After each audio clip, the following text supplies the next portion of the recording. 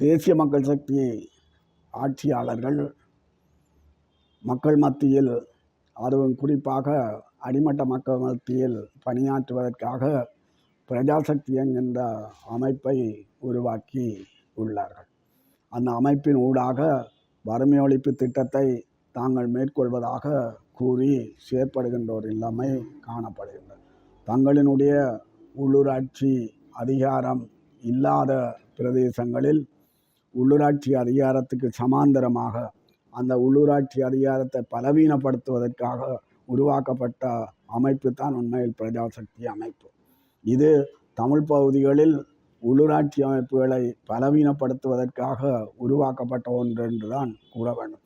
கிராமங்களில் அவர்கள் அந்த பிரஜாசக்தி குழுக்களை உருவாக்குகின்றார்கள். அதனுடைய தலைவரை தெரிவு செய்வதெல்லாம் தேசிய மக்கள் சக்தி தங்களோடு நம்பிக்கையானவர்களைத்தான் தலைவர்களாக தெரிவு செய்கிறார்களே தவிர மக்கள் தெரிவு செய்த தலைவராக அந்த தலைவர் இருக்க இல்லை. இங்கு ஜனாதிபதி வருகை தருகின்ற போதும் பிரஜாசக்தி கிளைகள் எல்லாவற்றுக்கும் கட்டளையிடப்பட்டது, நீங்கள் இங்குள்ள மக்களை இந்த ஜனாதிபதியை வரவேற்க அழைத்து வர வேண்டும் என்கின்ற ஒரு கட்டளை இடப்பட்டதாக கூட செய்திகள் வருகின்றன.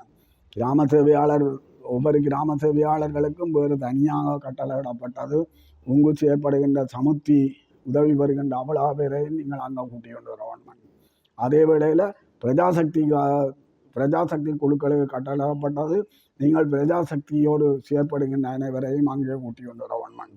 கிட்டத்தட்ட தங்களினுடைய பணிகளை, தங்களினுடைய கட்சியை தமிழ் பிரதேசங்களில் நிலைநிறுத்துவதற்காகத்தான் இந்த பிரஜாசக்தி குழு செயற்படுகிறதான்னு சொல்லிவிடலாம். ஏற்கனவே அடிமட்ட மக்கள் மத்தியில் பணியாற்றிய அனுபவம் தேசிய மக்கள் சக்தியினுடைய தலைமை கட்சியான ஜேவிபியிடம் இருக்கிறபடியால் அது அவர்களுக்கு இந்த இடத்தில் அதிகம் துணை புரிகின்ற நிலைமை காணப்படுகின்றது. தமிழ் தேசிய சக்திகள் இதனுடைய அபாயத்தை சரியாக விளங்கி கொள்ள வேண்டும். தமிழ் தேசிய சக்திகளை பொறுத்தவரையில் அவர்கள் தொடர்ச்சியாக எதிர்ப்பு அரசியலை செய்து கொண்டிருக்கிறார்களே தவிர தேச நிர்மாண அரசியலில் கவனம் செலுத்தவில்லை. இங்கே ஒரு மக்கள்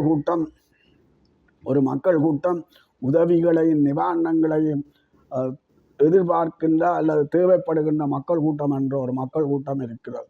அவை அந்த மக்கள் கூட்டத்தினுடைய நலன்களை பேண வேண்டிய பொறுப்பு தேசிய கட்சிகளுக்கு இருக்குது, தேசிய சக்திகளுக்கு இருக்குது.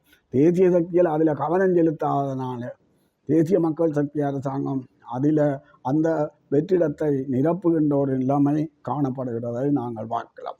அவை இது ஒரு அபாயகரமான விடயம். ஏனென்றால் அடிமட்டத்தில் தமிழ் தேசிய அரசியலை பலவீனப்படுத்துகின்ற உண்மையில் கிராமங்களில் அடிமட்டமாக இருக்கின்ற அந்த அடிமட்ட மக்களை பலவீனப்படுத்துகின்ற, அடிமட்டங்களை பலவீனப்படுத்துகின்ற ஒரு செயற்பாட்டை இதற்கூடாக தேசிய மக்கள் சக்தி அரசாங்கம் முன்னெடுக்க முனைகிறது. இது தமிழ் தேசிய அரசியலை வேரிலேயே அழுகச் செய்கின்ற ஒரு நிலைமை. அவை இந்த விடயம் தொடர்பாக தமிழ் தேசிய சக்திகள் வலுவான கவனத்தை செலுத்த வேண்டிய தேவை இருக்கிறது என்றே நான் நினைக்கிறேன். நீங்கள் வெறுமனவே எதிர்ப்பு அரசியலில் மட்டும் கவனம் செலுத்தாமல் தேச நிர்மாண அரசியலையும் கவனம் செலுத்துகின்ற போது இந்த விடயங்களை வெற்றி காணக்கூடியதான சூழ்நிலை உருவாகும். இது தொடர்பான பொறுப்பு தமிழ் அரசியல் கட்சிகளுக்கு மட்டுமல்ல, தமிழ் தேசிய சக்திகள் அனைவருக்கும் இருக்கிறது என்பதே என்னுடைய அபிப்பிராயம். மேலதிக செய்திகளுக்காக எமது யூடியூப் தளத்தை சப்ஸ்கிரைப் செய்யுங்கள்.